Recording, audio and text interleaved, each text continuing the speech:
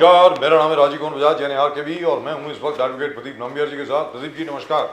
नमस्कार सर, नमस्कार। आप सब लोगों को नेशन नाउ की तरफ से जय हिंद, जय महाराष्ट्र, जय भवानी, जय शिवाजी, वंदे मातरम। वंदे मातरम। जय हिंद, भारत माता की जय। और सबको अस्सलाम वालेकुम, सत श्री अकाल, गुड इवनिंग। चाइनीज में नी हाओ, जापानीज में कोनिचिवा, फ्रेंच में bonsoir। Pradeep ji, Habari yako, jambo to viewers in East Africa, South Africa, the continent of Africa, wherever they speak Swahili. so Pradeep ji, the opposition MLAs boycotted the oath taking Yes, session. absolutely. उन्होंने कहा कि साहब ये EVM का मसला जब तक solve नहीं होगा तो उसके मतलब हम लोग वोट नहीं लेंगे। तो I don't understand what does that mean. Are they not going to be representing their parties in the assembly or what? Most cool was Ajit Paur ji. Ajit Paur ji ने बोला कल शाम तक लेंगे, चिंता मत करो, कहाँ जाएंगे, इनमें कोई दम नहीं है। जीतेंगे तो ईवीएम सही, हारेंगे तो ईवीएम खराब। लोकसभा में ईवीएम सही था, अब आगे तो हार गए तो ईवीएम खराब है। बोले मार्क माय वर्ड्स, कल शाम तक सब लोग अपना शपथ विधि ले लेगा। Well, they have registered their protest और शरद पवार साहब ने कहा है कि वो 80 लाख वोट कहाँ से आ गए 5:30 बजे के बाद। और उसके अलावा long March of Rahul Gandhi. People don't understand. Now the point is people don't understand the significance of the long march. Long march stems back to a time when Mao Zedong, Chairman Mao, later Chairman Mao, decided to take all his people right into the hills so that they could prepare to defeat the armies of Marshal Chiang-Kai-shek. Now, what are you trying to do? मतलब ये long मार्च, ये तो पाकिस्तान में लोग बुला करते थे long मार्च, बेवकूफ जो पॉलिटिशियन थे उनकी लॉन्ग मार्च। यहाँ पर लॉन्ग मार्च की मतलब क्या, मेरी समझ के बारे क्या, you are trying to get people to buy into the very violent communist ideology of China। मतलब कुछ और भी नाम दे सकते थे, डांडी मार्च दे सकते थे, कुछ और दे सकते थे, गांधी जी का तरीका बोल सकते थे। जी बोलिए। शरद पवार जी ने क्लियर कट कहा कि जयप्रकाश नारायण वाला मूवमेंट का जरूरत है अभी। जी बोले पार्लियामेंट में जिन नेताओं से मैं मिलता हूं पार्लियामेंट और पार्लियामेंट के बाहर, उन सब का कहना है कि Jayaprakash type of movement is necessary right now. And ये पूरे एक दिशा बन रहा है कि जयप्रकाश नारायण जैसे एक मूवमेंट वहां बने, यहाँ पर बने, जो ईवीएम मैल प्रैक्टिस, इलेक्शन मैल प्रैक्टिसेस को खत्म करे।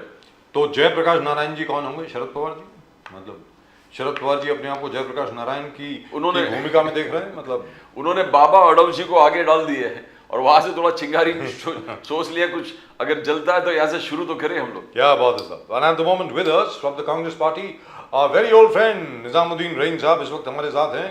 निजाम साहब नमस्कार। नमस्कार सर। और एनसीपी अजीत दादा पवार से जनाब मुकेश गांधी साहब। मुकेश गांधी साहब नमस्कार। नमस्कार नमस्कार। निजामुद्दीन रहीम साहब वो हमारे वनराय साहब, वनराय कुलकर्णी साहब ज्वाइन करने वाले थे अभी। शिवराय कुलकर्णी साहब बीजेपी भारतीय जनता पार्टी के, लेकिन उनके इलाके में लाइट चली गई। नागपुर में लाइट नहीं है इस वक्त जहां पर वो रहते हैं, तो लिहाजा all the claims of 24/7 electricity have been disproved by the BJP spokesperson himself. खैर वो बात की बात है, लेकिन पहले जाते हैं निजाम साहब के बाद। निजाम साहब आज जो जितने भी नवनिर्वाचित विपक्ष के जितने भी एमएलए हैं जो जीत कर आए हैं, उन्होंने शपथ लेने से इनकार कर दिया। और भारतीय जनता पार्टी, अजीत दादा पवार की एनसीपी और शिंदे साहब की शिवसेना ये कह रही है कि बॉयकॉट क्यों कर रहे हो, रिजाइन कर दो। ये क्या है? ये बॉयकॉट का क्या मतलब हुआ? एक 2 दिन आप बॉयकॉट करेंगे, फिर उसके बाद जाकर के आप फिर शपथ ले लेंगे। जैसे अजीत दादा पवार जान जान के आपको चिढ़ा रहे हैं कि कल तक आप लोग एक बार फिर शपथ ले लेंगे, तो रिजाइन क्यों नहीं कर देते ताकि चुनाव वहां पे दोबारा हो जाए? बोलिए सर निजाम साहब। सर ऐसा है कि लोकतंत्र की जो प्रक्रिया है वो तो करना ही है ना। विरोध करना हमारा अधिकार है, और ये विरोध ऐसा नहीं है कि हम जानबूझ के कोई विरोध कर रहे हैं। जिस तरह के चुनाव हुए हैं ये हिंदुस्तान की तारीख में ऐसा कभी नहीं हुआ। जिस तरह की बदमाशी, बेईमानी, जिस तरह की चीजें हुई हैं वो सब दिख रहा है। उसमें हमको कुछ बोलने की आवश्यकता नहीं है, वो सारे चैनलों के पास खुद रिकॉर्ड है, या गवर्नमेंट के जो इन अधिकारियों ने किया है या जो लोग उसमें शामिल हैं उनको पता है। तो इसलिए ये बात करना, ये कहना कि साहब आप क्यों नहीं वोट लेंगे और इसका विरोध क्यों कर रहे हैं, विरोध करना हमारा अधिकार है। और ये हमको ये अधिकार संविधान ने दिया है। हम संविधान के दायरे में रह के कोई बात कर रहे हैं और सामने वाले संविधान की ऐसी तैसी करने पर तुले हैं। आज तक पिछले 40 वर्षों में, जब से मैं समझ सकता हूं कि माननीय हो संभाला है, चुनावी प्रक्रिया में शामिल रहा हूं, इस तरह की घटनाएं कहीं देखने को नहीं मिली। आप खुद देखिए बजाज साहब जी, ने बहुत सारे चुनाव आपने देखे हैं, कवर किए हैं। जिस तरह का इलेक्शन हुआ, किसी के गले उतर रहा है क्या सर? जनता इसको पसंद कर रही है क्या? आज जिस तरह का चुनाव हुआ है, शर्मिंदा है लोग। आज मतलब लोगों को यह लग रहा है कि लोकतंत्र का चीर हरण नहीं, लोकतंत्र ही खत्म हो गया। अब तो डिक्टेटरशिप का दौर आ गया। उनको चाहिए कि वो मोदी जी से पूछ के अमित शाह को बुला के बता दें कि भाई इस राज्य में और कोई नहीं रहेगा, हमारे ही लोग रहेंगे, हम ही लोकतंत्र और सरकार हम ही हैं, हम जो डिसाइड करेंगे वही हो गया। उसमें जाने की जरूरत नहीं हाउस में। और हाउस में कोई चीज, जब कोई चीज का महत्व ही नहीं रह जाएगा और कोई चीज की वैल्यू ही नहीं रहेगी, तो फिर उसके लिए हाउस और दूसरी चीजों की क्या महत्ता है? निजामुद्दीन जी, आज एमवीए के घटक दल अबू आजमी बोले कि मैं इस गठबंधन में साथ रहना नहीं चाहता, मैं बाहर निकल रहा हूं। उन्होंने खुलेआम ऐलान कर दिया कि मैं बाहर जा रहा हूं। और सुनिए, उन्होंने आरोप भी लगा कि एमवीए में कोई कोऑर्डिनेशन नहीं था। हारने का मेन वजह है कि एमवीए में कोई कोऑर्डिनेशन नहीं था। जहां जो लोग लड़े वो अपने बल पर लड़े। जो अलायंस का सपोर्ट होना चाहिए कांग्रेस और एनसीपी और अलग शरद पवार जी का, वो नहीं मिला। अबू आजमी का कहना है कि नहीं मिला, और इसलिए ये हार का मेन रीजन ये है कि कोऑर्डिनेशन नहीं, और टिकट डिस्ट्रीब्यूशन में मैक्सिमम वक्त चला गया और कुछ फायदा नहीं हो गया। देखिए, जनता भरपूर वोट कर रही थी। 54% जो है पोलिंग का आपको डाटा आ रहा है, और दो दिन के बाद आप डाटा 67% दिखा रहे हैं। आप जो है जितनी बेईमानी की सारी हदें थी वो आप क्रॉस कर रहे हैं, और उसके बाद आप कह रहे हैं कि कोऑर्डिनेशन नहीं है। अरे आप ही के घटक दल कह रहे हैं। होता है कोऑर्डिनेशन किस बात का होता है? अबू आजमी ने बोला है, अबू आजमी जी। अबू आजमी जी ने जिस बात को लेकर विरोध किया वो हिंदुत्व का मुद्दा है उद्धव जी का, बाकी उनका किसी का कोई विरोध का विषय नहीं है। वो मुद्दा भी जब डिसीजन आएगा, लोग जब जस्टिसफाई करेंगे, बैठेंगे, तो अपने आप समझ में आ जाएगा। जो इलेक्शन का मुद्दा है, अभी जो हुआ है इलेक्शन, वो कितना फेयर इलेक्शन हुआ है हमसे ज्यादा आपको पता है सर। हमको बोलने की आवश्यकता नहीं है, पूरा देश बोल रहा है। आप हिंदुस्तान के किसी एक कोने में, मैं अभी 12-13 जगहों पर दौरा करके आया हूं, पिछले 12 दिन से मैं था नहीं, कोई आदमी इस बात को एक्सेप्ट करने को तैयार नहीं है कि महाराष्ट्र में ये हो सकता है। आप खुद सोचिए ना कि 2 चुनाव में एक में पूरा 76 लाख एक्सेस वोट डाली जा रही है, उसका कोई काउंटिंग नहीं है। लाखों वोट डिलीट कर दिए गए, सारा लोग चिल्ला रहे रोड पर, और उसके बाद बात हो रही है। तो जब लोकतंत्र के तहत ही कुछ नहीं हो रहा है, तो उसमें बहस किस बात की है? सरकार जो चाहे करे। तो निजाम साहब, एक छोटी सी बात है, जो आप कह रहे हैं, इस विषय के बारे में बहुत चर्चाएं हो रही हैं, इस विषय के बारे में बहुत खबरें भी आई हैं, लेकिन जो मेरा प्रश्न है, मैं सर, मैं आपके पास आ रहा हूं Mukesh Gandhi sahab, please wait, I am coming to you sir. There are only 2 of you right now. बहुत टाइम मिलेगा आपको, टेंशन मत लीजिए। निजाम साहब, मेरे जहन में जो सवाल है, मैं हर एक कांग्रेस के प्रवक्ता, हर एक कांग्रेस के नेता से यही पूछता हूं कि भाई, आप इलेक्शन कमीशन के पास तो जाएंगे ही जाएंगे, आप कोर्ट क्यों नहीं जाते? सीधा सुप्रीम कोर्ट के सामने जाइए। सर, पूरी बात सुन लीजिए, तथ्य लेकर जाइए, सबूत लेकर जाइए, एविडेंस लेकर जाइए। जैसे फॉर एग्जांपल, किसी जगह पे 329 रजिस्टर्ड वोट्स हैं, 329, और वहां 626 पड़ गए। किसी जगह पे, किसी गांव में यह कहा जाता है कि जैसे कुलदीप बाबा पाटिल जो हैं, वो कहते हैं कि भैया, मेरे गांव में मेरा जो वोट है वो तो मुझे मिलना चाहिए था, मुझे वो भी नहीं मिला है। तो इस तरीके के अगर आपके पास कुछ तथ्य हैं, 50, 60, 70, 80, 90, 100, 150, जो भी तथ्य हैं, हर एक पोलिंग बूथ को लेकर के उसको कोर्ट में लेकर जाइए ना sir, and let the court decide.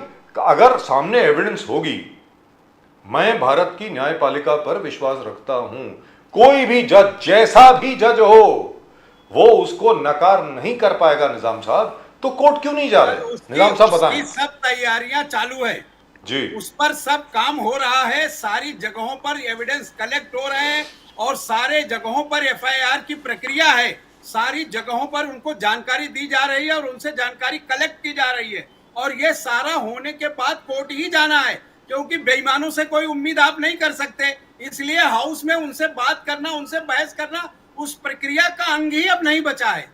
जो लोग बेईमानी में भरोसा करके हाउस में जा रहे हैं, उनके ऊपर उनसे बहस करने का क्या सेंस बचता है। इसलिए लोगों ने ये तय कर लिया, और ये नहीं है कि सिर्फ कांग्रेस ने तय कर लिया, राज्य के सारे विपक्षी दलों ने ये डिसाइड कर लिया कि हमको वोट नहीं लेना है और इस सरकार के साथ ना तो बहस करनी है, ना जाना है, ना इनसे बात करना है।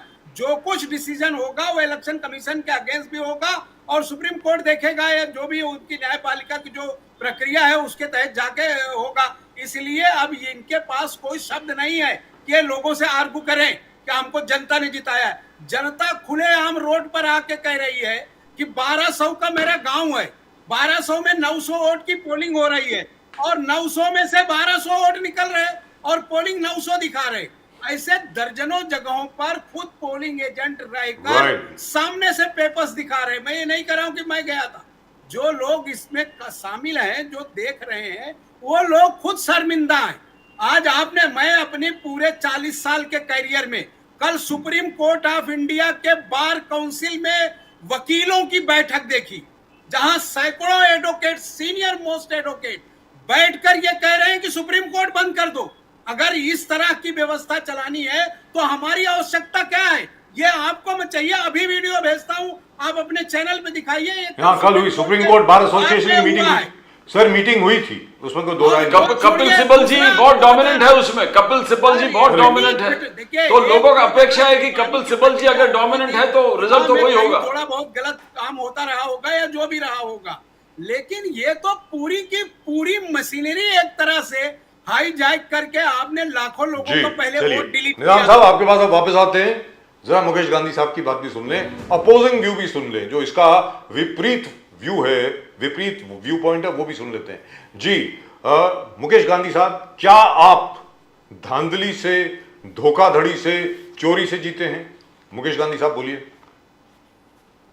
कांग्रेस ने आज तक जो कुछ भी किया है राजीव जी, वही उनको दिखता है, जैसी दृष्टि वैसी सृष्टि। इन्होंने, कांग्रेस ने हमेशा पहले बैलेट पेपर के समय में इंदिरा गांधी जी से लेकर के राजीव गांधी तक और मनमोहन सिंह के टाइम में भी, उसके पहले जब बैलेट पेपर जब तक चलता था, मनमोहन सिंह में तो चला गया था, और उसके पहले जब भी चला है तब बैलेट पेपर का बूथ कैप्चरिंग इतना जबरदस्त एजेंसियों से इंदिरा गांधी जी करवाती थी। जवाहरलाल नेहरू के समय में भी कभी कभी होता था, गांव-गांव में होता था, सबको पता है। अब दूसरी बात यह है कि इतने एलिगेशन लगा रहे हैं। अभी आपने टीवी में मैंने तो देखा कि मनु सिंघवी के साथ में सारे नेता, उनके कांग्रेस के वरिष्ठ नेता गए थे इलेक्शन कमिश्नर के पास, और इलेक्शन कमिश्नर के पास जाने के बाद में इलेक्शन कमिश्नर ने कहा कि आपके जितने भी प्रश्न है वो सभी प्रश्नों का मैं जवाब दूंगा। उन्होंने ओरली जवाब दिया। खड़गे जी ने कहा कि हमको राइटिंग में चाहिए, तो कमिश्नर ने कहा है कि मैं सब जवाब आपको राइटिंग में भी दूंगा जी। ये मीनू संघवी जी ने बाहर आकर के प्रेस के सामने, मीडिया के सामने बोला कि we are happy with the communication and dialogues with the election commissioner, and at present we are now little keeping silence on this matter up till we get the matter in writing, reply in writing। तो मनु सिंघवी ने इतना कहा है, खड़गे जी ने भी अभी कहा है, फिर भी ये जो महाराष्ट्र में देवेंद्र फडणवीस नरेंद्र मोदी जी के अध्यक्ष स्थान में, माने उनकी प्रेरणा से, प्रतिभा से, उनकी संपन्नता से जो इतनी बड़ी जीत हासिल की है ना, ये ऑपोजिशन के लोगों को डाइजेस्ट नहीं होती है। मुकेश गांधी साहब, अभी आप ये हमेशा एक बात करते हैं, एक मिनट सर, ये हमेशा ये कहते हैं कि 900 वाले में 1200 में ये, वहां एक भी नहीं और एक मत, तो उतने पूरे सारे एविडेंस लेकर के मनु सिंघवी वहां गए थे इलेक्शन कमिश्नर के पास। और कभी कभी ऐसा भी होता है कि जब एक हवा चलती है, जब जनता पार्टी की हवा चली थी, तब कांग्रेस के घर में जितने भी लोग थे जो जनता पार्टी की मूवमेंट में जुड़े थे, वो लोगों ने कांग्रेस के अपने आप को, अपने हस्बैंड को या अपने बाप को भी वोट नहीं दिया है। ऐसा हिस्ट्री में बना हुआ है, आपने देखा होगा। तो आपका कहना, आज गांधी साहब आपका कहना है कि राहुल गांधी जी के हर चीज को रिजेक्ट किया, पंचसूत्री को रिजेक्ट कर दिया है, महायुति का कहना है 50% जो कैप है हटाने वाली बात थी उसको रिजेक्ट कर दिया, नो विश्वास इन दैट, जातीय जनगणना को रिजेक्ट कर दिया है, लोकतंत्र खतरे में उसको रिजेक्ट किया, जो लाल किताब लेके राहुल गांधी जी घूम रहे थे उसको रिजेक्ट कर दिया है। तो राहुल जी पे जो मोदी जी कह रहे मिस इन्फॉर्मेशन जो जाल बिछा दिया था लोकसभा में, आज स्टेट इलेक्शन में उसको रिजेक्ट कर दिया है। गांधी साहब आपका कहना वो है? यस सर, क्या है कि राहुल जी ने कोई भी स्टडी किए बिना खाली नरेशन खड़ा करने का काम किया है, और वो नरेशन खड़ा करके हिंदू और सनातन धर्म के लोगों को बांटने का और मुसलमान भाइयों का तुष्टीकरण करके एक जिहाद जैसा वातावरण हिंदुस्तान में खड़ा करने का प्रयत्न कांग्रेस ने मुस्लिम लीग के लोगों के साथ में मिलकर खड़ा किया। उसके सामने बटेंगे तो कटेंगे और एक रहेंगे तो सेफ रहेंगे, ये जो बात का ऐलान नरेंद्र मोदी जी, अमित शाह जी और योगी जी ने किया है, उसके कारण एक धर्मयुद्ध देवेंद्र फडणवीस के शब्दों में छिड़ गया, और जो लोगों ने प्रचंड प्रतिसाद दिया और उनकी सारी योजनाएं जो थी, जो 4-5 महीने में मटीरियलाइज होकर के लोगों के घर में गई, और लाड़की बहनों की योजना भी ये जनवरी से वापस शुरू हो जाएगी और बहनों के अकाउंट में वापस 2100 रुपया जाने वाला है। ये बात मेरी परसों अजीत दादा को मैं जो धन्यवाद करने को गया, तब उन्होंने कहा कि we are trying for the December but definitely we will pay from the January month onward. ये पूरी योजना की हुई है, कांग्रेस वादों की है, और हमारी जो यूपी सरकार है वो इरादों की है, एक्शन की है, और लोगों को मदद करने वाली है। और हमको इसमें आज भी अजित पवार जी ने स्पष्ट कहा है कि हमारे इसमें धर्म समभाव की भावना जो कॉन्स्टिट्यूशन में लिखी हुई है उसके मुताबिक हम काम करेंगे, हम हिंदू मुसलमान में कोई भेदभाव नहीं करेंगे, और फडणवीस जी ने भी यही कहा है। तो मेरा कहने का मकसद ये है कि ये जो इनका पंचसूत्री कार्यक्रम नहीं है, पर ये पंचसूत्री हिंदुस्तान को डिवाइड करने का और भारत को जो प्रगति के पथ पे आज रॉकेट स्पीड से आगे बढ़ रहा है, उसको आज वो बैलगाड़ी की स्पीड पे लाना चाहते हैं, वो बहुत गलत है। राहुल गांधी जी को थोड़ा स्टडी करना चाहिए, विचार विमर्श करना चाहिए, उनके पास भी अच्छे अच्छे नेता है, उनको कॉन्फिडेंस में लेना चाहिए, और फिर बाद में कांग्रेस को जागरूक करना चाहिए। सर, और ये महात्मा मुकेश गांधी साहब, गांधी की कांग्रेस नहीं है, ये राहुल गांधी की कांग्रेस है सर। सर हाँ बोलिए मुकेश गांधी साहब, मुकेश वो बात दुरुस्त है। जैसे आज की तारीख में आज की एनसीपी भी बदल गई है, भारतीय जनता पार्टी भी अटल बिहारी वाजपेयी की बीजेपी नहीं है, नरेंद्र मोदी जी की बीजेपी है। हर पार्टी इवॉल्व करती है सर, ऐसा नहीं है। वो बात आप परिवर्तन होते रहता है। होता है सर, होता है, हर एक पार्टी में।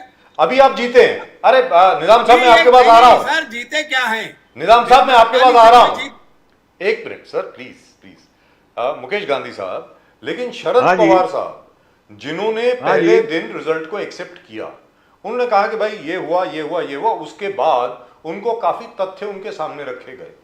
तो आज उन्होंने ये कहा है कि 5:30 बजे के बाद ये 80 लाख वोट कहां से आए, वो पूछ रहे हैं। अभी तक वेरी फ्रैंकली मुकेश गांधी साहब, I am not saying I am not saying what the Congress is saying is right और रॉन्ग, वो अलग बात है। नहीं, ओके उनकी बात। All I am saying is the election commission, sir मेरी पूरी बात सुन लें, the election commission should reply because votes are counted in real time.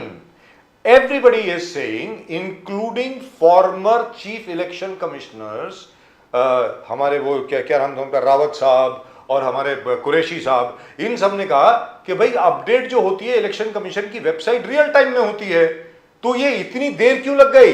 1.5 दिन के बाद क्यों आ रहा है कि 80 लाख वोट ज्यादा हो गए? अब आप बोले मुकेश गांधी साहब प्लीज।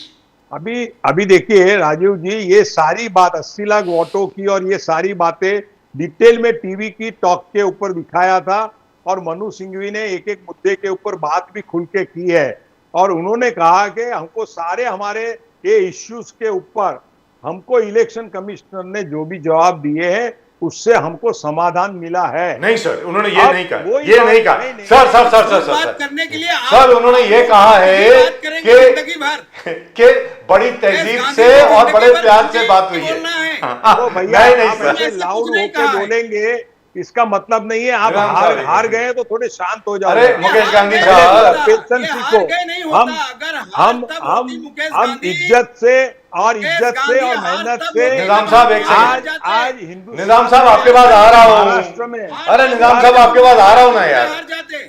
निजाम साहब आपके पास आ रहा हूँ। मुकेश गांधी साहब, what हाँ जी। what Mr. Manu Singhvi, Abhishek Manu Singhvi had said was the meeting was very cordial. It was all in a very courteous and very respectful manner, the entire meeting. Now we are waiting for the reply. He didn't say he was satisfied with the reply. He नहीं, said, writing reply, though, he said, conversational reply, I am happy. he said, I am happy with the courtesy extended to us. That's it. And the promise that they will reply to everything. That's what Abhishek Manu Singhvi said. अभी election तो commission sir- की reply आई नहीं है sir, please. That's what हाँ, तो Abhishek reply- Manu Singhvi said. हाँ मुकेश तो Gandhi, sir वो रिप्लाई आ जाएंगे ना, उसमें कोई मैं उम्मीद करता हूँ इलेक्शन जल्दी आ- कमिश्नर जैसा एक व्यक्ति बात करती है जी। कि मैं आपके जितने मुद्दे हैं वो इतने मुद्दों के ऊपर मैं आपको जवाब दूंगा, तो वो जवाब उनको मिलने वाला है। I hope और so. अभी क्या है क्योंकि कि ये खत्म होना महाराष्ट्र चाहिए। में मेरा कहना है मुकेश गांधी क्या साहब, है, मेरा हाँ प्रदीप जी। जी का, निजामुद्दीन रहीम साहब का, आपका भी, सब लोगों का यही मानना है और अंदर से आप भी इसको मानते हैं। मुझे मालूम है मुकेश गांधी साहब कि ये जो ईवीएम की जो कंट्रोवर्सी है, ये जो भी है, ये बिल्कुल खत्म होनी चाहिए। बट निजामुद्दीन जी, लोगों के मन में शक नहीं होना चाहिए। आप मीटिंग किया और जी। आप एक्सपेक्ट करते हैं कि इलेक्शन कमिश्नर तुरंत ऑर्डर दे। ये एलिगेशंस है ना अभी तक, अभी अरे तक election कांग्रेस के commission डेलीगेशन order एलिगेशंस जब तक लेकर के हैं सारे और उस अभी एलिगेशन देखिए, बिना इन्वेस्टिगेट करते क्या आप साहब, तुरंत गांधी साहब रिजल्ट झूठ ऑर्डर बोल रहे देना हैं, चाहिए, मुकेश गांधी साहब वो भी आपके गलत सामने है। आपने उस clear ऑर्डर कर को, दिया। आपके एलिगेशंस को सुनिए ना। इंस्पेक्ट तो करने दे, इन्वेस्टिगेट तो करने दे। तुरंत आप कह रहे हैं कि तुरंत कौन करेगा चाहिए, investigate? तुरंत ऑर्डर चाहिए। Investigation बोलिए निजाम कौन साहब। करेगा? आपने बेईमानी की सारी दलीलें सामने दिख रही हैं, बोलने क्या वो हारने वाले हमेशा कहता है कि बेईमानी हुआ है। मटेरियलाइज हो जाए। देखिए अभी वो अभी तो ऐसा है, वो सब आपने खड़ा किया है ना, ये सब हमने नहीं इश्यू खड़ा आपने किया है। खड़ा किए हैं। आपने बेईमानी करके, आप देखिए ऐसा है कि आपने किसी के घर में फैब्रिकेट डाका करके डालकर आप और उसी के आप ऊपर केस देखो रजिस्टर हो। देखो राहुल गांधी की स्कूल, राहुल गांधी की राहुल स्कूल में गांधी का झूठ बोलना और मुकाबला रॉन्ग नरेंद्र मोदी भी नहीं नरेशन, कर रॉन्ग सकता। रॉन्ग इंफॉर्मेशन नरेंद्र खड़ा मोदी करने दो का सवालों वो के जवाब वो गांधी आपका का नहीं काम दे हो गया सकते। है। आपकी जो हैसियत है देखिए, उससे बात करिए। आप जो है राहुल गांधी सर, की आपकी- हैसियत आपके मोदी की नहीं है, राहुल आप- गांधी से डिस्कशन करें। आप कह रहे हैं अरे राहुल सर, गांधी नहीं जानते। अरे, आपकी क्या हैसियत है राहुल चलो, गांधी के सामने? क्या चलो, हैसियत है आपके राहुल गांधी के सामने? आप स्टेट राहुल के गांधी का politician हैं, राहुल आप गांधी का टाइम से ले लो, ज्यादा मैं हैसियत मोदी वाले जी का नेता टाइम नहीं है। लेता हूँ, दोनों आपके आमने नेता सामने की चर्चा हैसियत करने को नहीं तैयार है। कि राहुल गांधी से अरे बहस आपके करें। राहुल गांधी संसद में राहुल हिम्मत गांधी ही जब नहीं है बोलते हैं, कि मुकेश वो गांधी, नरेंद्र मोदी राहुल जी को गांधी फेस जब कर बोलते सके। हैं ना मुकेश जी, तो आपका नेता हाउस छोड़ के भाग जाता है। इसलिए अरे आप क्या राहुल बात गांधी करते की हो, टिप्पणी आपका करने से नेता पहले तो सो अपनी जाता हैसियत है, देखो। आपका क्या नेता किस तो हैसियत के नेता हो, पार्लियामेंट क्या में सो औकात है जाता है। आपकी? ये पहला एमपी है कि जो पार्लियामेंट में सो जाता है, वो कौन क्या सो देश जाता का है? उद्धार करेगा? जब राहुल सर, देवेगौड़ा गांधी साहब बोलते ने हैं तो- ना, पहले उसको जगाओ। गांधी सुनो सर, आप। देवेगौड़ा साहब ने राहुल जगाओ। गांधी बोलता है तो मोदी की औकात नहीं है उसकी बहस कर सके। लेकिन उनके निजाम सवाल साहब ये का कब तक जवाब- चलेगा, ये तो पढ़ा बताइए। लिखा ये आदमी आप जाहिल सुनते हो नहीं ना, है। इसमें वो पढ़ा ये लिखा आपका आदमी है, ये जाहिल नहीं आपके है और बोलने आपकी से ही औकात नहीं है कि आप आपके राहुल मत गांधी का कट हो जाते हैं आपकी भैया। जो औकात है स्टेट में वही बात करो। अच्छा निजाम साहब, ये कब तक चलेगा, ये तो बताओ। रिजल्ट आ गया है अजीत दादा को। आज अरे की बहुत चिट्ठी फ्रस्ट्रेटेड है आदमी। सर, ये निजाम साहब, ये तो बताइए, हैसियत बहुत का फ्रस्ट्रेटेड। नेता क्या आगे अब क्या? और सदी लगेगी आपको। निजामुद्दीन रहीम राहुल साहब, गांधी की औकात- निजामुद्दीन रहीम आपकी ना साहब, औकात है ना आपके आप नेताओं राहुल की जी औकात आप है। राहुल जी की छवि लगा के घूमते रहो, सर, आपको निजाम वोट साहब मिलेगा, एक बस सेकंड, बहुत करेंगे। मुकेश गांधी साहब, हमको मिल रहा है। मुकेश देश गांधी की साहब, जनता ने एक हमको मिनट। नहीं नकारा। निजामुद्दीन आपने रहीम साहब, मशीनों की सुनिए। बेईमानी जो सारे राज्य को दिख रहा है। ये अधिकारी नाटक कह रहे है, हैं, वो नाटक, ये गालियां दे नाटक रहे हैं सब आपको। आपका खुल जाएगा, गालियां से निकलना आपको आपका सब मुश्किल है। प्रश्नों का जवाब मिलेगा। निजामुद्दीन सर, रईस आपको जवाब साहब, कब मिलेगा? अब आगे क्या? यही जो बेईमानी करना जानता सर, अब है, आगे क्या उसको होगा? जवाब ये तो मिल बताओ। जाएगा जी। निजाम साहब अब आगे क्या करेंगे ये तो बताइए, क्योंकि जो इतनी प्रोसेस बुरी है वो हार आज तक करेंगे। नहीं हुई है। राज्य में अगर इस तरह की बेईमानी की सरकारें चलनी है और लोगों, आज आपने कार्टून्स देखे अजीत दादा के सारे, पूरे देश के जर्नलिस्ट उस कार्टून को निकाल रहे हैं कि एक मशीन में से अजीत दादा को धो के बाहर निकाल के उनको क्लियर चीट दे रहे जी। हैं। अरे ये देश चल रहा है कि ये जो है ड्रामा कर रहे हैं। कल आपने देखा सर, कि ये पार्लियामेंट में सोशल मीडिया में आप कुछ भी उंगली लोग के खड़ा कर चेयर पर सकते नीचे हैं। मनुष्य कांग्रेस का काम सर, ही अभी वही है ना। एक मिनट सुनो कांग्रेस आप। अभी कोई पॉजिटिव काम नहीं करता है, इसलिए कार्टून बनाने का काम यानी करता है। बेईमानों को, चोरों को राहुल बचाना गांधी एक खुद कार्टून बन गए पॉजिटिव अभी। काम है। चोरों को बचाना पॉजिटिव काम है। अरे चोरों काहे को का बचाना चोर? पॉजिटिव काम है। राहुल गांधी कौन सा शरीफ है भैया? राहुल वो तो गांधी बैल की पे है, हैसियत वो बैल आपके पे है। बाप दादों से ज्यादा है। आप राहुल अरे गांधी बैल पर पे। उंगली उठाने से पहले एक उंगली अपनी चलिए तरफ अभी देखिए। राजीव जी आप प्रश्न लीजिए, हमको अच्छा, प्रश्न ये के ऊपर बात करेंगे। प्राइम मिनिस्टर मोदी जी का कहना, निजामुद्दीन जी, ये महाराष्ट्र क्यों बात कर रहे हो? उड़ीसा आप हार गए, हरियाणा आप हार गए, अब महाराष्ट्र हार गए, उससे पहले 2 स्टेट और हार गए थे। तो ये हारने का सिलसिला आपका जारी है, आपका कंटिन्यूसली हारते गए। आपके जो मैसेज लोगों तक जाए वो उसको निग्लेक्ट कर रहे हैं, उसको मिस इन्फॉर्मेशन के तौर पर देख रहे हैं। लोकतंत्र के दिन में जातीय जनगणना, ये लोग तो ना सुनकर थक गए।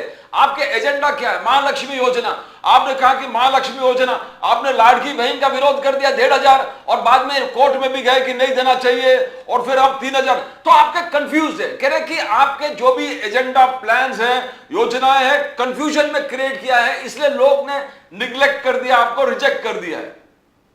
अगर लोग हमको रिजेक्ट कर देते तो आप मुझे बताइए कि नांदेड़ की सीट पर लोकसभा का चुनाव होता है, वहां लोकसभा का एमपी 1.5 लाख वोट से जीतता है, 6 सीटों पर आप उसको हरा रहे हैं, और प्रधानमंत्री 5 बजे ट्वीट करता है इस देश में कि मैं वो सीट जीत गया हूं, और 6 बजे ट्वीट डिलीट करता है। इससे ज्यादा घटिया बात आप क्या समझाएंगे?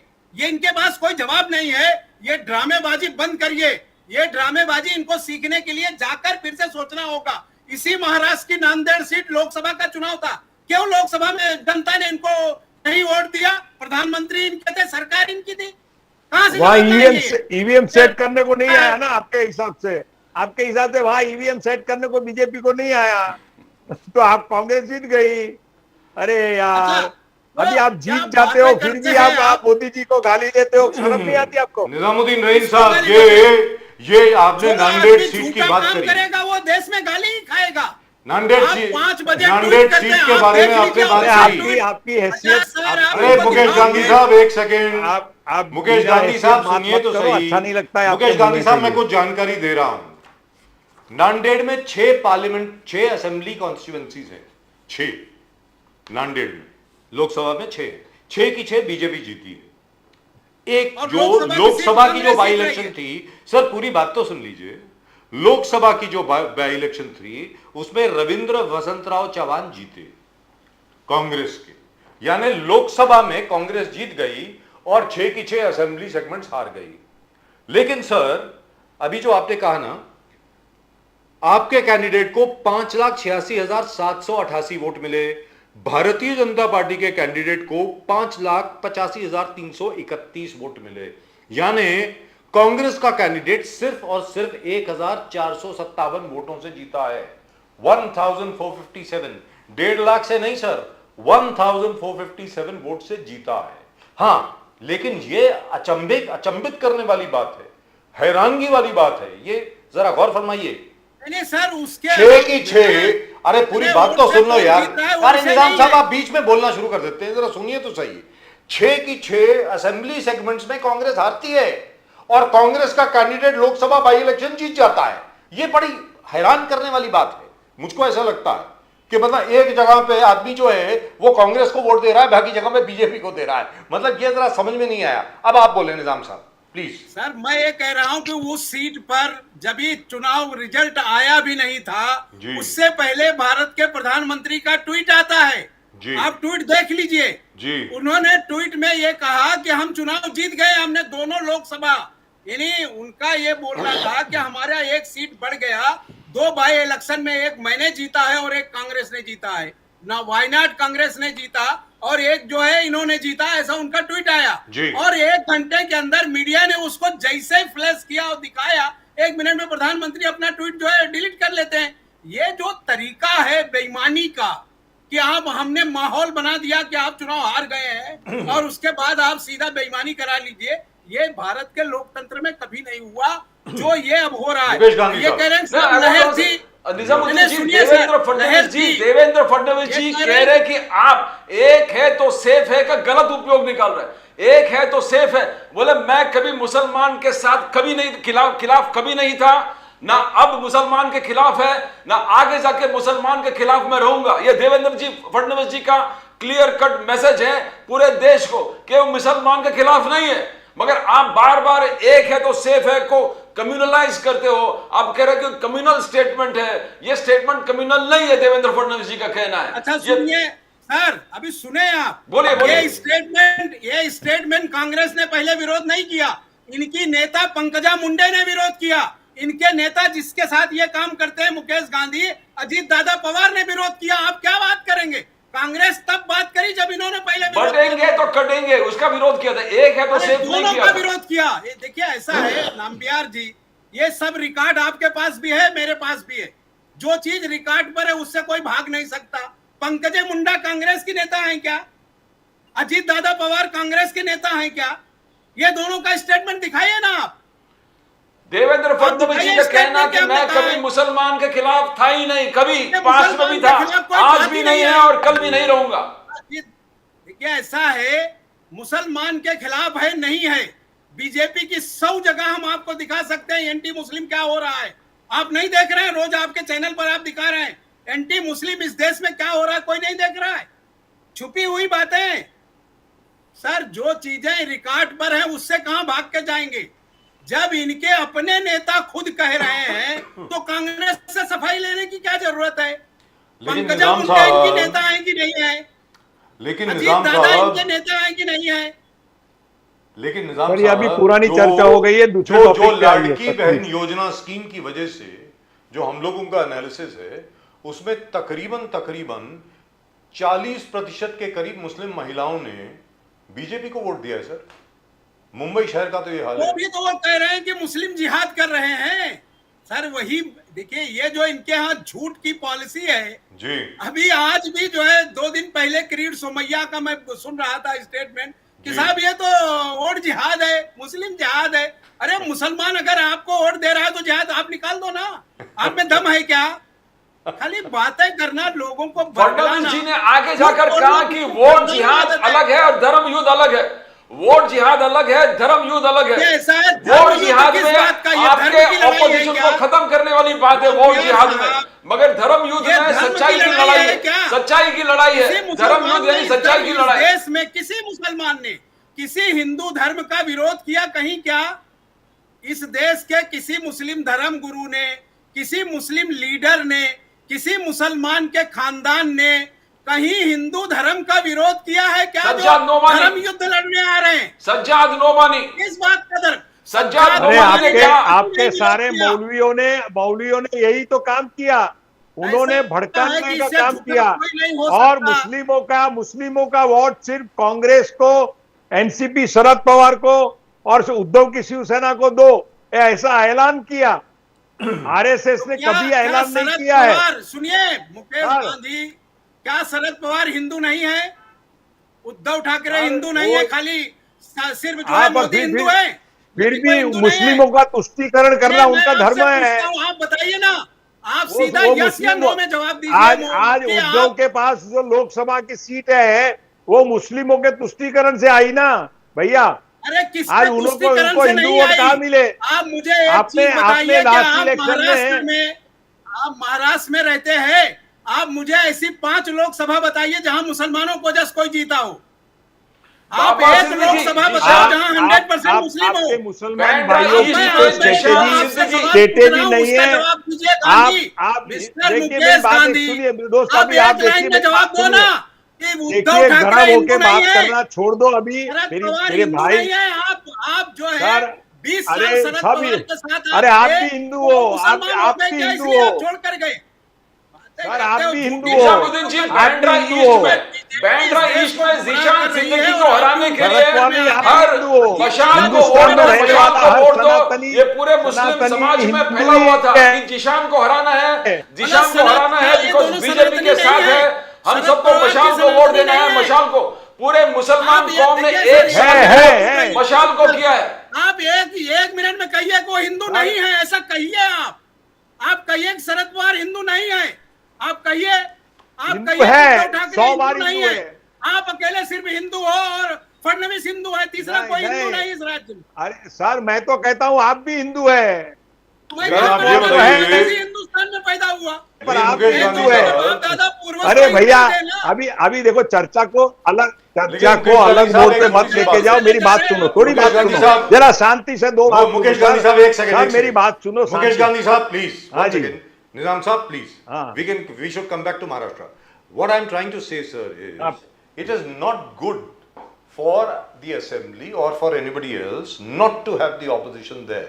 अगर विपक्ष की कोई डाउट्स हैं, कोई उनके दिमाग में शक है, लोगों के दिमाग, आफ्टर ऑल सर ऐसा तो नहीं है 46 लोग तो गए हैं ना, और उसके अलावा अगर दो सीटें समाजवादी की भी काउंट की जाएं तो 48 हो गए।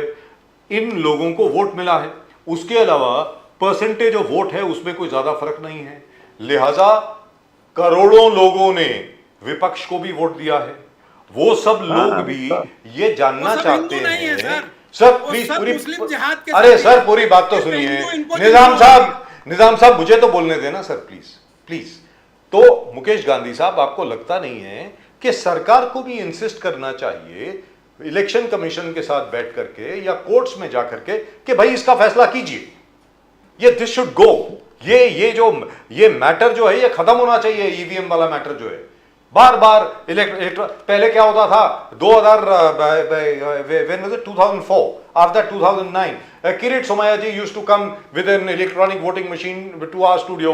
मुझे अभी तक याद है सहारा में 3 बार हमारे शो में आए ये बोलने के लिए कि कैसे ईवीएम खराब है। उन्होंने एक किताब भी लिखी जिसमें एल के अडवाणी साहब ने फॉरवर्ड लिखा कि ईवीएम खराब है, बैलेट पेपर पे होनी चाहिए चुनाव, वगैरह वगैरह वगैरह। सो मेरा ये कहना है एक बार फैसला हो जाए ना sir, let this go. What do you think Mukesh? नहीं, I appreciate you and I support you.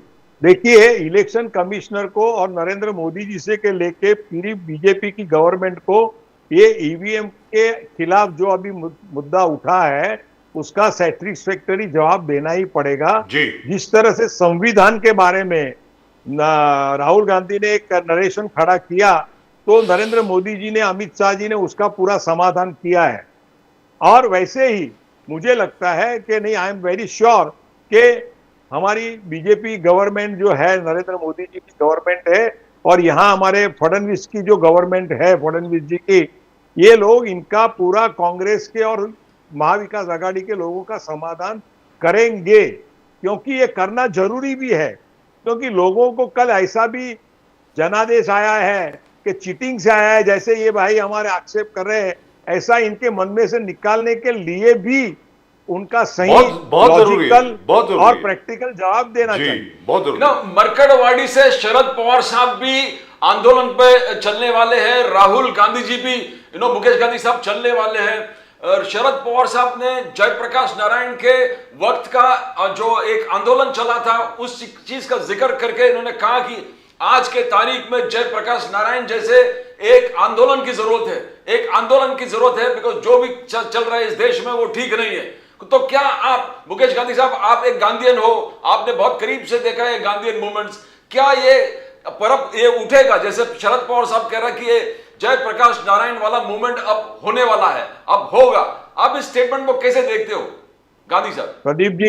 Pradeep ji आपको याद होगा, आपकी चैनल पे ही मैंने पहले बहुत टाइम पहले बोला था कि शरद पवार जी अगर निष्पक्ष हो जाते थे, अपनी पुत्री के मोह से बाहर हो जाते थे, तो वो एक जयप्रकाश नारायण जैसा व्यक्तित्व महाराष्ट्र में खड़ा कर सकते थे।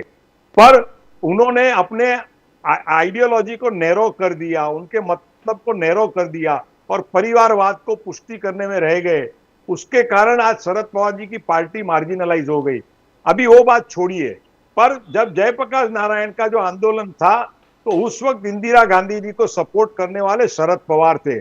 और जयप्रकाश नारायण जब लास्ट उनकी डेथ के समय के पहले किडनी पे डायलिसिस देते थे। मैंने पहले आपको बताया था कि जसलोक हॉस्पिटल में एडमिट किया था उनको, जी। और मेरे पिताजी भी उस टाइम हार्ट के पेशेंट थे, वो भी जसलोक हॉस्पिटल में थे। तो मैं रेगुलरली करीबन 35-40 दिन तक उनकी किडनी की डायलिसिस की ट्रीटमेंट चलती थी। मैं एवरी डे उनके चरणों में बैठता था, जयप्रकाश नारायण जी का। और जयप्रकाश नारायण जी ने मुझे इतनी वास्तविकता बातें बताई है, और उन्होंने अंत में इतना ही कहा था कि ये देश में नेतृत्व वही करेगा जिनका कोई चरित्र होगा, जिनके पास ध्येय होगा, और जिनके पास संगठन होगा। और वो काम जयप्रकाश नारायण जी का स्वप्न साकार करने का काम नरेंद्र मोदी जी कर रहे हैं। इनके पास तीनों चीज है, और शरद पवार जी के पास इन तीनों में से एक भी चीज नहीं है। तो वो कैसे नेतृत्व कर सकते हैं? उनके नेतृत्व करने की क्षमता चली गई। एक वक्त था कि जब को उसको चलना चाहिए। अब आज पूरा पॉलिटिक्स, राजकारण, अमित शाह के जो लॉजिकल ऑब्जर्वेशन से और एक्शन से जिस तरह से शरद पवार जी, उद्धव ठाकरे और कांग्रेस जो मार्जिनलाइज हो गई है ना, आज इनका पूरे महाविकास आघाड़ी के लोगों को दुख है। पर ये दुख के बाद में पश्चाताप करके भी वो नया काम नहीं करना चाहते हैं। अभी उद्धव जी कहते हैं मैं वापस हिंदुत्व पे आ जाऊंगा, इट मीन्स के वो हिंदुत्व पे नहीं थे। तो ये गलत है। तो उसका बहिष्कार समाजवादी पार्टी ने किया। अब कांग्रेस और एनसीपी शरद पवार के बीच में भी, पटोले और जितेंद्र आव्हाड और इनके बीच में भी आज किचकिच चल रही है। अंदर अंदर सब टेंशन चल रहा है पूरा पार्टी में। सर, वहां मुकेश से गांधी कई साहब, लोग एक छोटी ज्ञान सी आने का, पर मेरा कहने का मतलब I'll give you end में one मैं small conclude number. करता हूं कि शरद पवार जी जयप्रकाश जी। नारायण जैसा आंदोलन नहीं कर सकते हैं। उनके लिए चाहिए सर, एक छोटी सी बात। कैरेक्टर और संगठन और सर, एक दृष्टि। छोटी सी बात आपको, NCP Ajit Dada Pawar, that is the official NCP, आपको हाँ जी। आपका वोट शेयर है, आपका यानी 9.01%। This is from the election commission website. NCP Okay. Sharad Pawar का वोट शेयर है 11.28%, यानी शरद हाँ। पवार की पार्टी को ज्यादा वोट मिले हैं और कम सीटें मिली हैं, because हाँ। Ajit Dada Pawar's focus has been very, very good. The BJP's vote share is 26.77%. Now, if you count the other side, that is even the Congress. Congress vote share is also very good. The Congress vote share is good. The Uddhav Thackeray vote share is also very good. So all I am saying is, it is not as if the number of seats actually reflects the number of voters. क्या है कि Hindustan Yes. में first pass the post system है, Westminster model हम लोग follow करते हैं कि आदमी एक वोट से भी जीत जाता है। जैसे फॉर एग्जांपल हमारे नाना पटोले साहब 208 वोट से जीत गए, ठीक है सर। तो मेरा ये कहना है, तो मतलब इक्वल ही था ना तकरीबन 208 हाँ 203 सही वोट बात क्या है। होते हैं सर? हाँ सही बात है। जैसे जैसे अपने लोकसभा में रविंद्र वाइकर 42 वोट से जीते, 42 वोट्स। हाँ जी। तो But कुछ in नहीं Lok होता। हाँ। Sabha में BJP had biggest, largest vote Yes, share. the And but got the least seats. BJP had a bigger vote share. Yes, and got- but they got only 9 seats. Yeah, exactly. So my point is, at the end of the day, because this is a government of the people, by the people and for the people, you have to look Yes. after everybody. जैसे अभी देवेंद्र फडणवीस साहब ने कहा, I take him, I believe him when he says I am not anti-Muslim, fine. हर एक को साथ में लेके चलना पड़ेगा सर सरकार को। अभी मैं ये मान करके चलना ही चलता हूं, चाहिए। जो भी हो हिंदुस्तान, सर, कोई हिंदुस्तान में शांति और प्रगति होगी, तो ही जी, दुरुस्त हिंदुस्तान बात में है। शांति और लेकिन यहाँ प्रगति पर होगी। एक छोटी सी बात जो महाराष्ट्र से रिलेटेड नहीं है, फिर भी मैं आपके सामने रखना चाहता हूं। जैसे अब ख्वाजा गरीब नवाज के यहाँ पे, वहां पर सर्वे की बात हो रही है। खैर अभी ऑर्डर नहीं हुआ है कोर्ट का, court is still hearing both parties, there has been no order. उसके पहले संभल में वहां पर सर्वे हो गया, जिसकी वजह से दंगा हो गया। सर, माननीय मोहन भागवत जी ने खुद कहा है, हर मस्जिद के नीचे कृपा करके शिवलिंग मत ढूंढिए।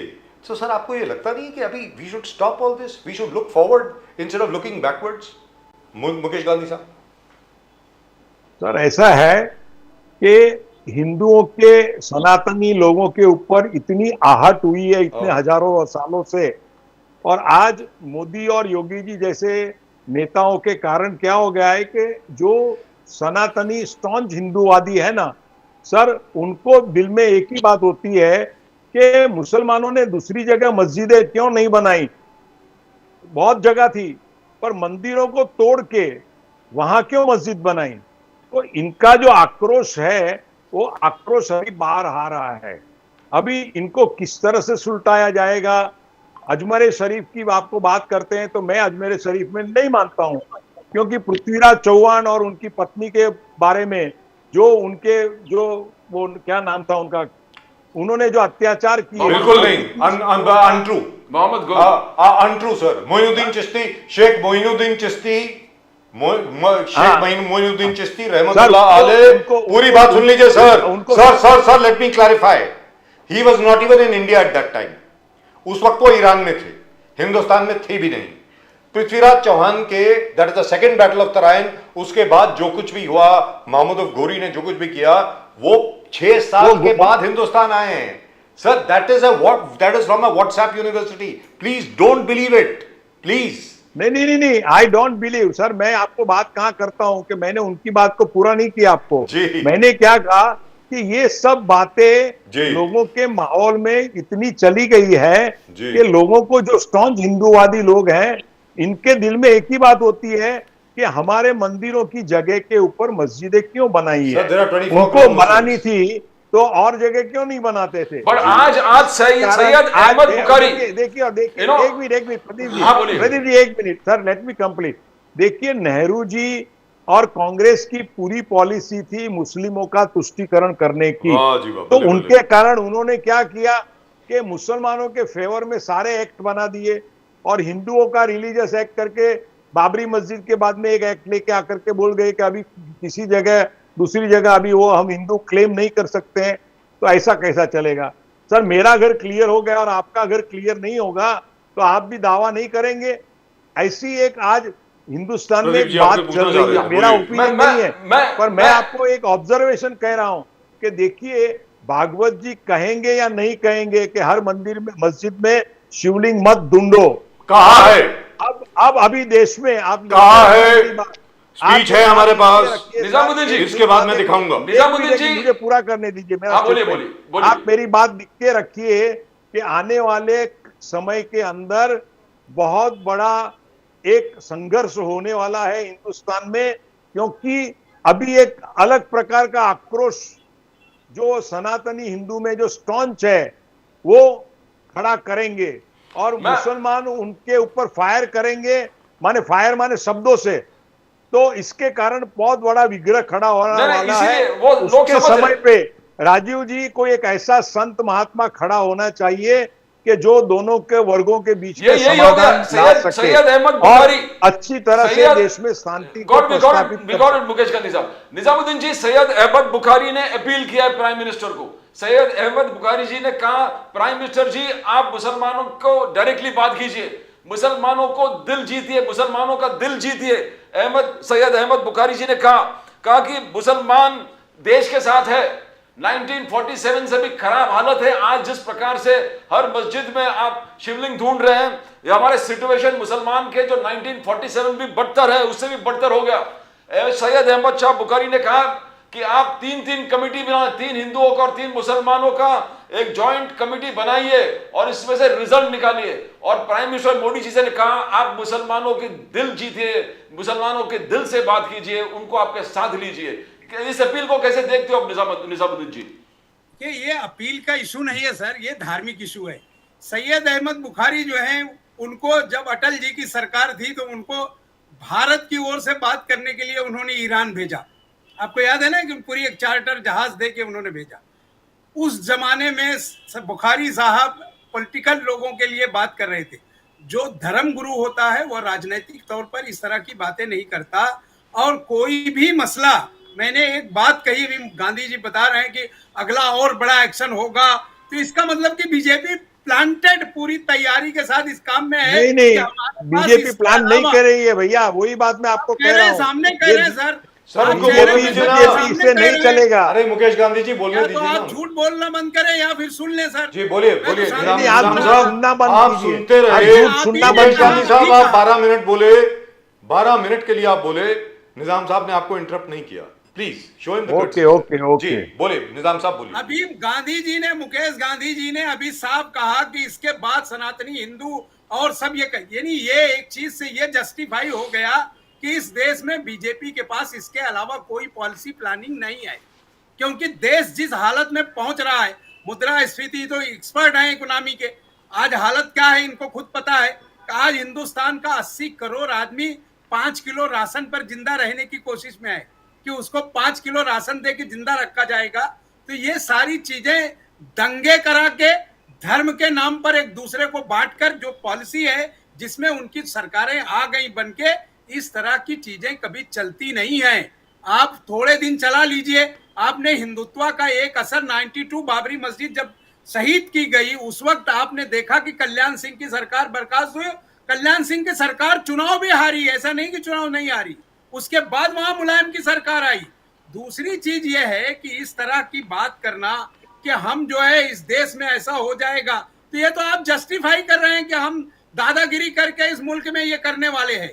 तो इस देश में मुसलमान 20 करोड़ रहता है, आप उसको 24 निगलेक्ट करोड़। नहीं कर सकते। 24 इस करोड़। देश के संविधान में उसकी आस्था है। इस मुल्क की आजादी में आरएसएस और बीजेपी और बजरंग दल के सारे लोगों से ज्यादा काम इस मुल्क में मुसलमानों ने किया है। ये बात निजामुद्दीन राइन या मैं कोई हिस्टेरियन नहीं, लेकिन जिन लोगों ने निजाम जी, आप सैयद अहमद बुखारी के अरे गप्पे emotional appeal बोगस को बात क्यों मत कर रहे करो। हो? सैयद अहमद बोगस बुखारी बात अगर नहीं कोई कर- अपील कर रहा है इसमें बोगस शांति बात के क्या लिए, है? दो कम्युनिटी के बीच में रिश्ता सुधारने के लिए, उन्होंने कहा कि आप मुसलमानों के दिल जीतो।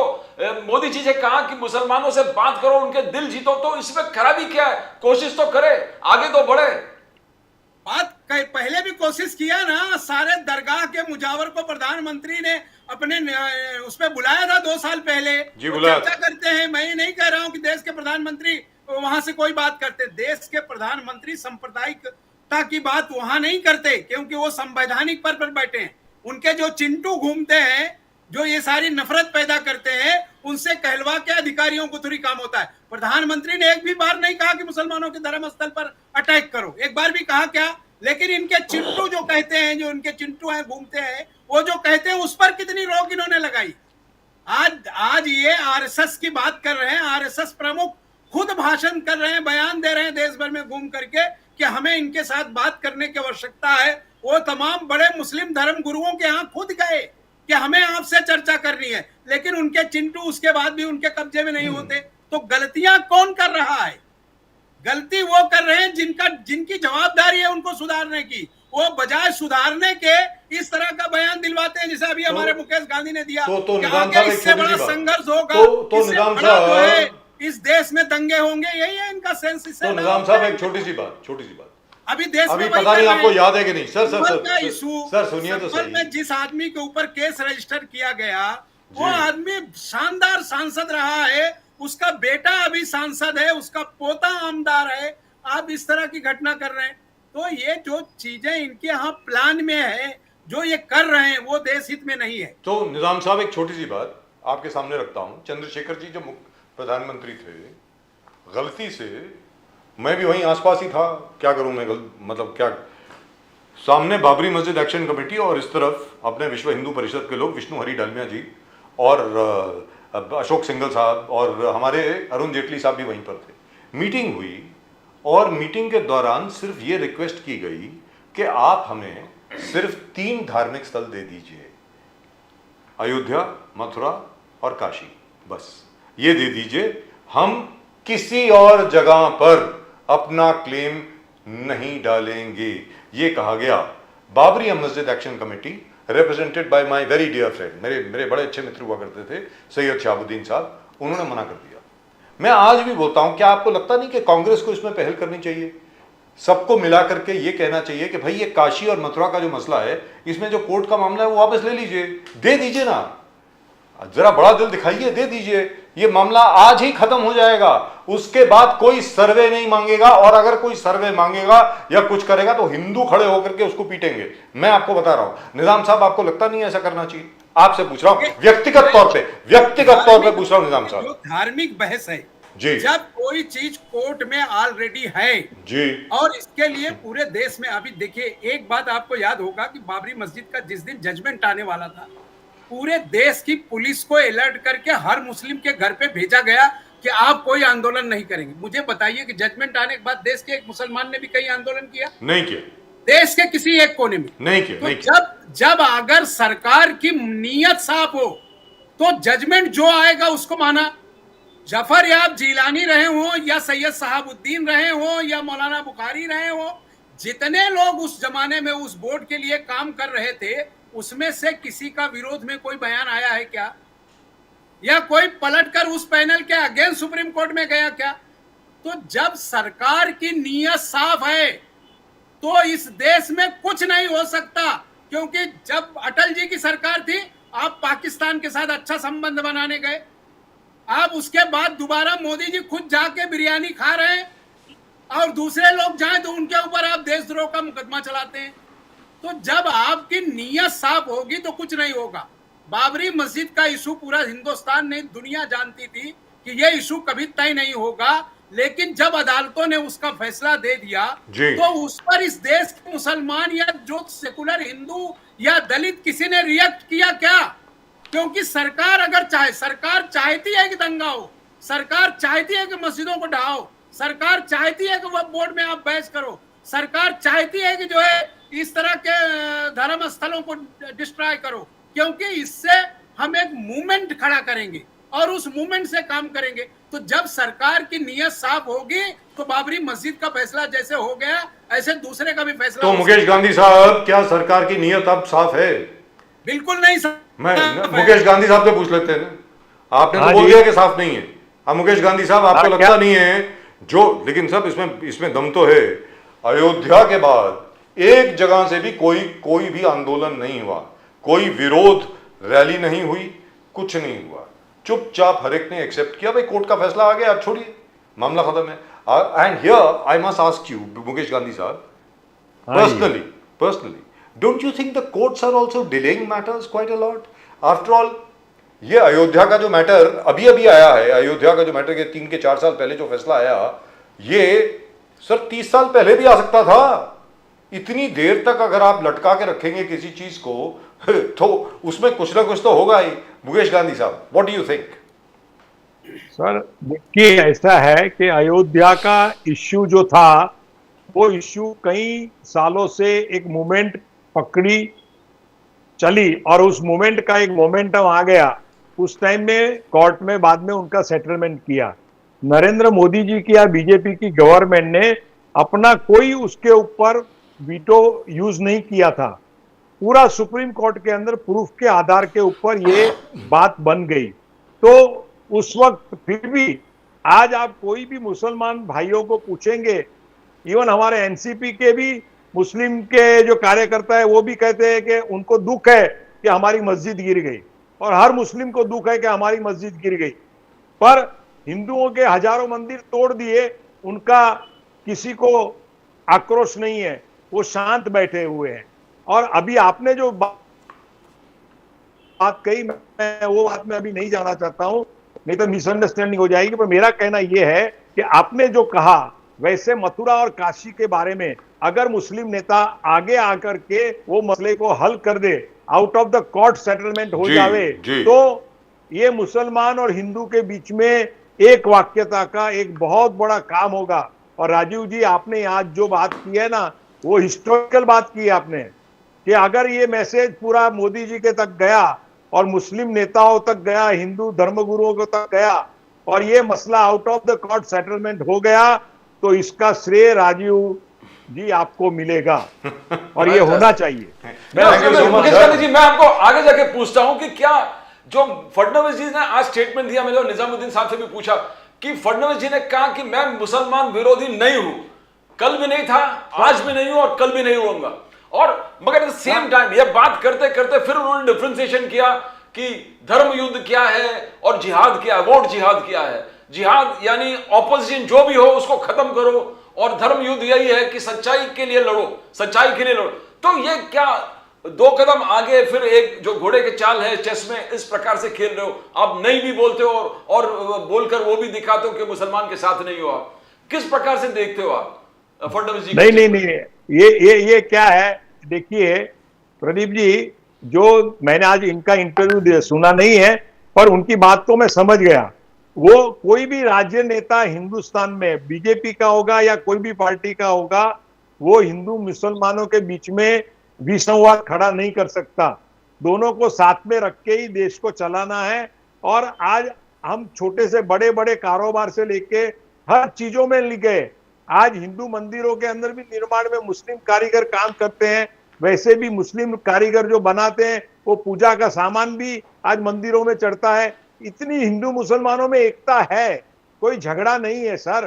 पर क्या है कि ये जो बीच में जो एक कैप्शन बनाया इन्होंने और वोट जिहाद का जो ऐलान कर दिया ना, उसके कारण एक वैमनस्य खड़ा हो गया और वही मुसलमानों के खिलाफ बात हो गई।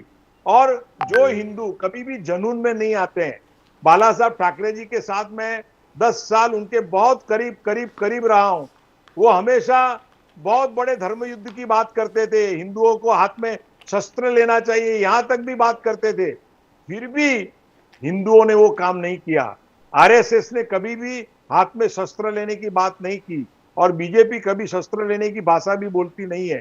पर क्या हो गया, धर्म युद्ध का मतलब क्या है कि भगवान कृष्ण ने भगवत गीता में क्या कहा कि स्वधर्म अपि चावेक्षण अविकंपितु महर्षि, और बाद में दूसरा कहा तस्मात् युद्धाय कृत निश्चय। तेरा स्वधर्म क्षत्रिय का है तो तू क्षत्रिय है तो तेरे को लड़ना चाहिए। तू अपने हथियार नीचे रख देगा तो नहीं चलेगा। आज जो है वो धर्म अधर्म के सामने धर्म का युद्ध है। तो वो रेफरेंस में देवेंद्र फडणवीस ने कहा कि ये हमारा धर्म युद्ध है, तस्मात् युद्धाय कृत निश्चय, इस युद्ध के लिए आप कृतनिश्चय बनो। ये संदेश गीता का फडणवीस जी ने अलग ढंग से कहा। Right, so finally, let's come back to since we are talking about. Personally भी जानता हूं जी, सर। चलिए धार्मिक बात बहुत हो गई सर। अगेंस्ट आदमी है ही नहीं सर धार्मिक बहुत बात जरा ही बहुत हो धार्मिक आदमी गई। है। एक छोटी सी बात पूछिए एक ही चीज कि वो मुसलमानों के विरुद्ध नहीं है। जी, वो कह रहे हैं कि मुसलमानों के विरुद्ध नहीं है, बीजेपी मुसलमानों के विरुद्ध नहीं है, सबका साथ सबका विकास और हम मुसलमानों के साथ खड़े हैं। और कर ही रहे हैं ना। सुनिए सर, आप फिर आज बोलते हैं मोदी जी की कोई भी योजना में इन्होंने मुसलमानों को ये योजना का लाभ नहीं मिलेगा ऐसा किया है क्या? जी निजाम साहब बोलिए। आपको बता रहा हूँ ना क्या किया है, वही बता रहा हूँ आपको। आप मुझे ये बताइए कि 20 साल से मोदी जी गुजरात में चीफ मिनिस्टर रहे, 15 साल, एक भी मुसलमान को टिकट दिया क्या? इस लोकसभा में मुसलमानों को टिकट दिया क्या? महाराष्ट्र में बीजेपी मुसलमान आगे नहीं आएंगे तो क्या करेंगे मोदी जी? मुसलमानों को भी आगे आना चाहिए ना मेरे भाई। अरे आप क्या बात करते हैं? जितने आपके आगे गए थे उनको भी आपने पीछे फेंक दिया उठा के। अरे आप आ जाइए, आप आज, अरे आप हमारे अजीत दादा एनसीपी में आ जाइए, आपको टिकट दिलाएंगे हम। कड़वी बातें बीजेपी के साथ हैं और बीजेपी कड़वी बात बर्दाश्त नहीं करती। दोनों चरित्र चेहरा दोनों आपका अलग है। जो शकल दिखाने वाली आपकी है ना वो बड़ी प्यारी सी है, लेकिन जो आपकी दूसरी शकल है वो नफरत के लायक है।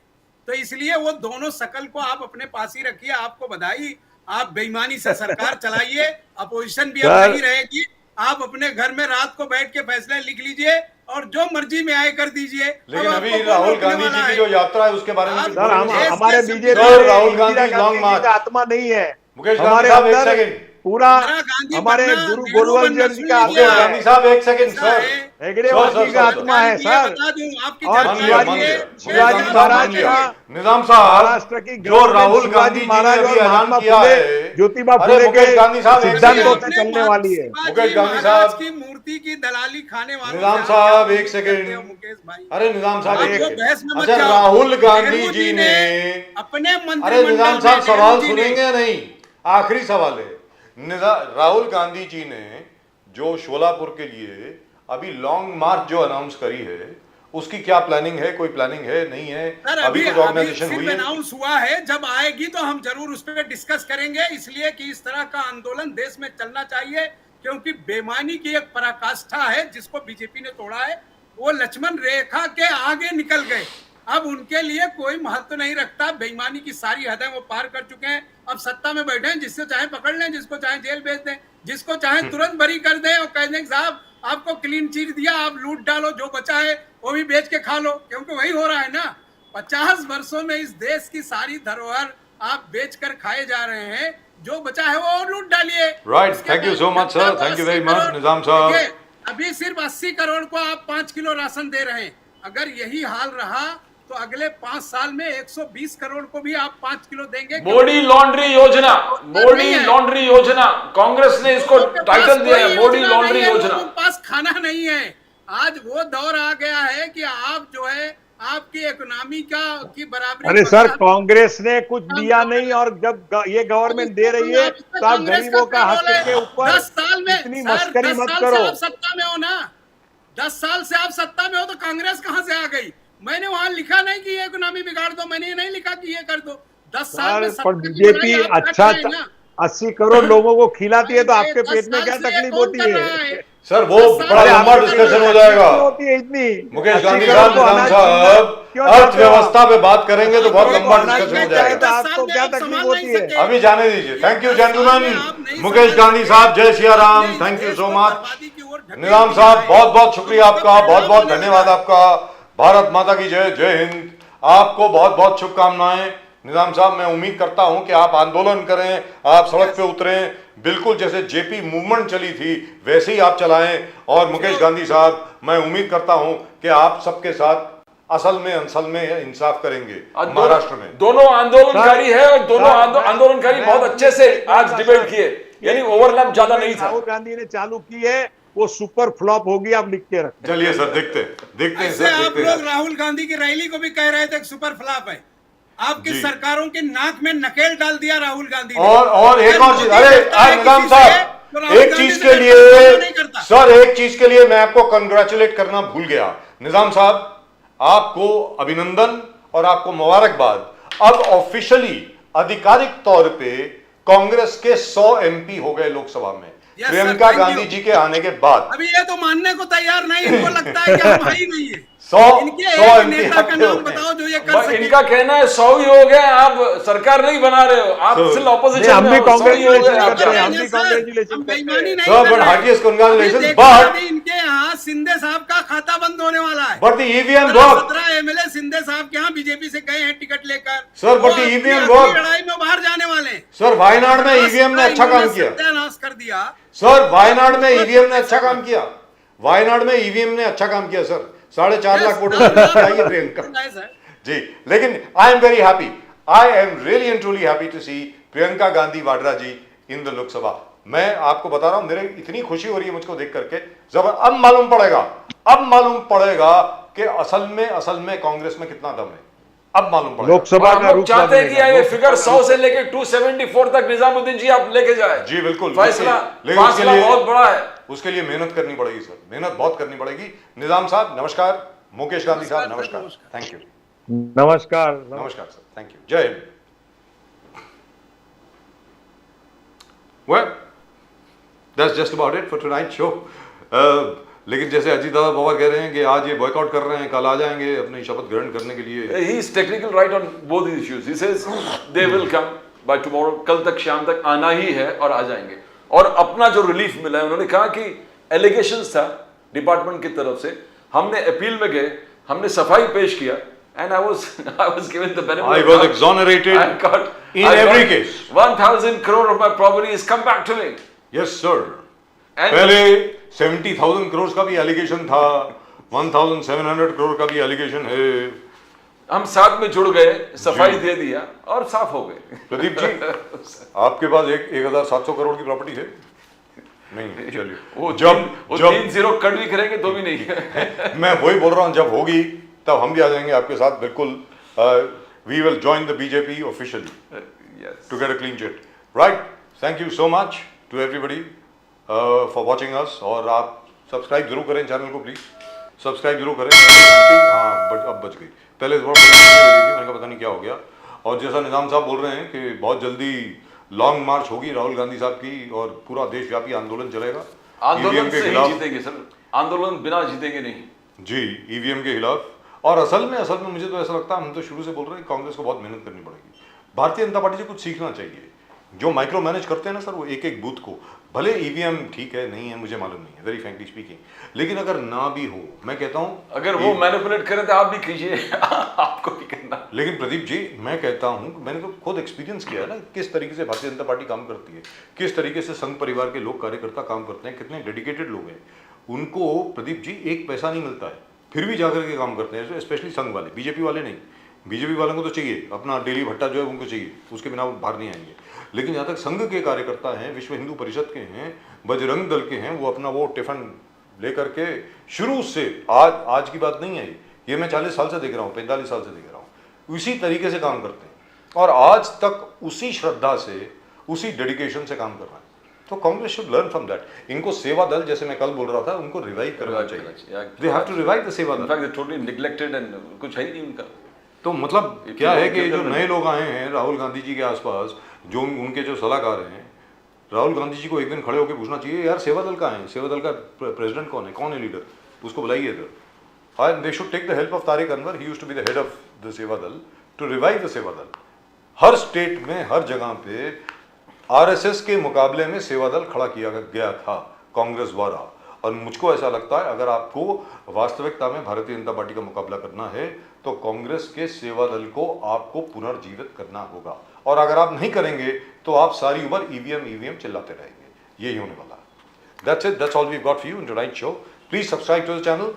And please do send in your comments. अपने कमेंट जरूर भेजें। और हर बार प्रदीप जी हमारे शो में एक चीज जरूर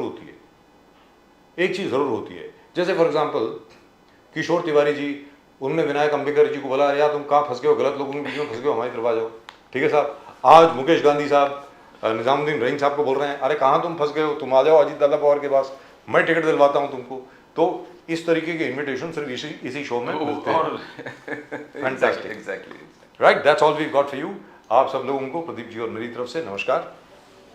जय हिंद, जय महाराष्ट्र, जय भवानी, जय शिवाजी, वंदे मातरम। वंदे मातरम। भारत माता की जय। भारत माता की जय।